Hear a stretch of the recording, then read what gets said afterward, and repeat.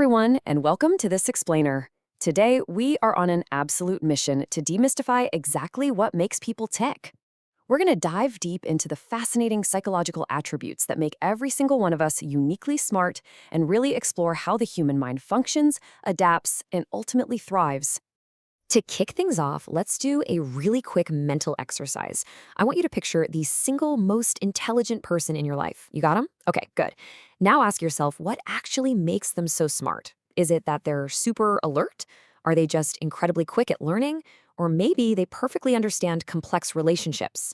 Well, if you think intelligence is just about scoring high on a math test, you are definitely in for a surprise because the real answer is much, much more complex. All right, so here's our roadmap for today. We're going to cover the uniqueness of you, defining human intelligence, the many faces of intellect, how the brain actually processes, the classic nature versus nurture debate, and we'll wrap up with measuring the mind. Let's get into it. Part 1. The uniqueness of you. You know, the study of psychology is fundamentally driven by this beautiful reality that individual variations are literally everywhere. I mean, no two minds are exactly alike. When psychologists assess people, they don't just look at a flat line. They build a complex, multi-dimensional profile. It's kind of like looking at human attributes as a 3D box. To really understand you, they assess 5 main domains. First up is intelligence, which is your overall cognitive competence. Second is aptitude, your underlying potential to learn new skills. Third is interest, basically what you prefer doing. Fourth is personality, those distinct, enduring characteristics that make you, well, you. And fifth, values, your guiding beliefs. Today, though, we're zooming right in on that very first domain, intelligence. Moving on to part 2, defining human intelligence.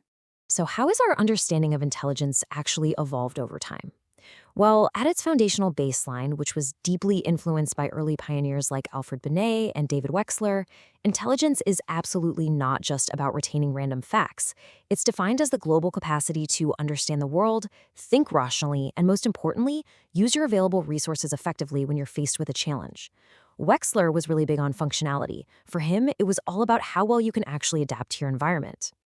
Now, to really study this, psychologists generally divide their theories into 2 main camps. On one side, we have the psychometric approach. This views intelligence as sort of a big aggregate of abilities. It's super concerned with the structure, literally what intelligence is made of, and it tries to express all of that as a single index or score. On the flip side is the information processing approach. This one is way more about function. It focuses entirely on the cognitive processes behind intelligent behavior. Essentially, it's looking at how an intelligent person actually acts and solves problems in real time. If we map out that psychometric approach historically, the whole concept of intelligence literally exploded in complexity.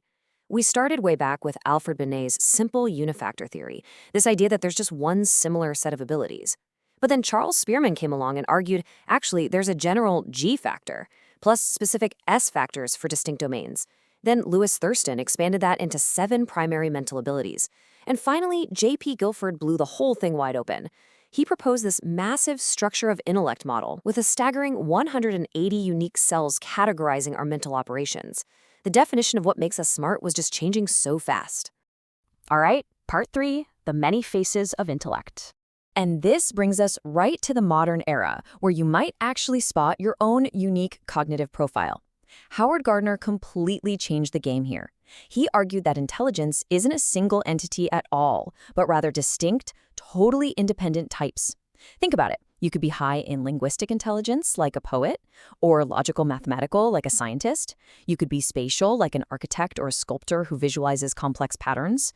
Maybe you have musical intelligence, or bodily kinesthetic intelligence, like an elite pro athlete. There's also interpersonal intelligence, which is how well you understand others, and intrapersonal intelligence, how well you understand yourself. And finally, naturalistic intelligence.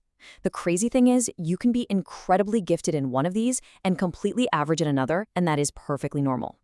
Now, shifting gears back over to function, we have Robert Sternberg's triarchic theory, which takes a really strict information processing approach. He suggests intelligence is all about our ability to adapt to, shape, and select our environments. He broke it down into 3 types: competential, which is your analytical problem solving; experiential, which is creative problem solving where you use past experiences for totally novel situations; and contextual intelligence, which is highly practical. Let's hold up a mirror for a second here. Which of these do you think you lean towards? Sternberg's competential intelligence is basically what we call book smarts. It's that analytical thinking that helps you just totally ace school exams. But his contextual intelligence, that is street smarts. It's your ability to adapt to environmental demands, show real business sense, and navigate daily life effectively.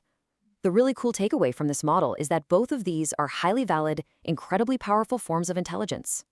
Which perfectly tees up Part 4, how the brain processes. Okay, so we know the different faces of intelligence, but let's take a look under the hood at how our brains actually process all this incoming information. Psychologists Daz, Naglieri, and Kirby developed what's called the PASS model, and it highlights 3 distinct neurological steps. Imagine your teacher suddenly announces a surprise test. Boom. First, your arousal mechanism kicks in and forces your attention right to the relevant chapters. Next, you have to actually process and code that information into your memory. And finally, you engage in planning, setting a schedule, figuring out your study strategies, and evaluating if your plan is actually working. Now, inside that specific processing step, we actually have 2 very different ways of operating. Simultaneous processing is when you perceive abstract relations and integrate them into a whole, meaningful pattern all at once. Think of Raven's progressive matrices, where you look at this abstract visual puzzle and suddenly you just see the missing piece. Contrast that with successive processing. This is remembering information serially, step by step. So learning a sequence of digits, reciting the alphabet, or memorizing your multiplication tables, those are perfect examples of successive processing. Part 5. Nature versus nurture. This brings us to literally one of the most famous debates in all of psychology. Where does all this incredible cognitive processing actually come from? Is it our genetics or is it our environment? I want you to just pause for a second and consider this number, 0.90. Now, in statistics, a correlation of 1.0 is a totally perfect match. So 0.90 is an incredibly high correlation, and it represents the similarity in intelligence between identical twins who are reared together. That is a massive, massive piece of evidence for the hereditary influence on our intelligence. But as we dig a little deeper into the data, this really fascinating mystery starts to unravel. Yes, identical twins reared together correlate at 0.90. But look at what happens when identical twins are separated early in childhood and reared in totally different environments. That correlation actually drops to 0.72. And fraternal twins, who only share about half of their genes, even when reared together, that drops down to 0.60. What this brilliantly illustrates is that both genetics and environment matter deeply. Environmental deprivation absolutely lowers intelligence, while things like rich nutrition and quality schooling can actively increase it. So what is the modern consensus among psychologists today? Basically, heredity sets a range within which an individual's development is actually shaped by the support and opportunities of the environment. Think about it this way. Nature gives you the potential blueprint, but nurture provides the raw materials and the builders to actually construct the house. You really need both. And that leads us to our final section, Part 6, Measuring the Mind. So, how on earth do psychologists actually try to slap a concrete mathematical number onto all these wildly complex, multidimensional processes? Well, the story starts back in 1905 with Alfred Binet and Theodore Simon. They introduced this concept of mental age, or MA. This is basically a measure of your intellectual development relative to your specific age group. So, for example, if a 7-year-old child performs just as well as the average 10-year-old on an intelligence test, their mental age is 10, even though their chronological age, their biological age since birth, is only 7. Building on that idea, in 1912, German psychologist William Stern came up with a formula that is still recognized all over the world today, the intelligence quotient, or IQ. The formula is beautifully simple. You take the mental age, you divide it by the chronological age, and then, and here is the really clever part, you multiply it by 100 to neatly wipe out any messy decimal points. Because of that clever little multiplication by 100, the number 100 becomes the absolute gold standard for average parity. An IQ of exactly 100 represents the precise moment where a person's mental age perfectly matches their chronological biological age. If your mental age is higher, your score pushes above 100. If it's lower, it dips below. But as we've seen today, human cognition is just incredibly beautifully diverse. So I want to leave you with this final thought-provoking question. If intelligence is truly this complex web of varying abilities, multiple domains, and intricate neurological processes, are we even measuring the right kind of smart in ourselves?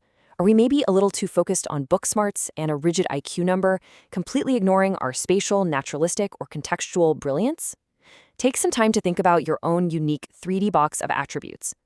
Thank you so much for exploring the mind with me today on this explainer. Keep learning, keep adapting, and I'll see you next time.